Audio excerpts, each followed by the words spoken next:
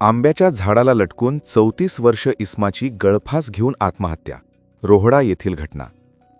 पुसद तालुक्यातील रोहडा येथे एक मन हेलावून टाकणारी धक्कादायक घटना उघडकीस आलेली आहे. एका 34 वर्षीय विवाहित इस्माने शेतातील आंब्याच्या झाडाला लटकून आत्महत्या केली असल्याची घटना उघडकीस आलेली आहे.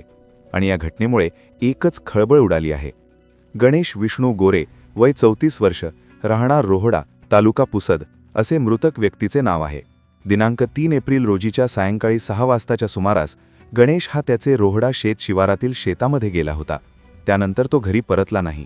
आज दिनांक 4 एप्रिलच्या सकाळच्या सुमारास मृतकाची आई शेतात काही कामानिमित्त गेली असता त्यांना गणेश याचा मृतदेह आंब्याच्या झाडाला नायलॉन दोरीच्या सहाय्याने गळफास घेऊन लटकलेल्या अवस्थेमध्ये आढळून आला. या घटनेची माहिती कुटुंबियांमार्फत खंडाळा पोलीस स्टेशन येथे देताच पोलीस अधिकारी व कर्मचारी यांनी तात्काळ घटनास्थळ गाठून घटनास्थळाचा पंचनामा करून मृतदेहास शासकीय उपजिल्हा रुग्णालय पुसद या ठिकाणी शवविच्छेदनाकरिता आणण्यात आले.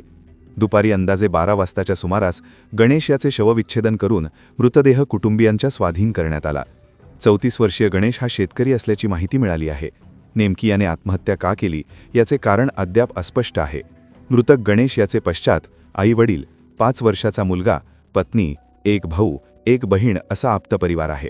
सदर घटनेचा प्राथमिक तपास खंडाळा पोलीस स्टेशन येथील पोलीस हवालदार गजानन चव्हाण तसेच पोलीस कॉन्स्टेबल गोपाल पांडे यांनी केला असून घटनेचा उर्वरित तपास खंडाळा पोलीस स्टेशन ठाणेदार यांच्या मार्गदर्शनाखाली सुरू आहे.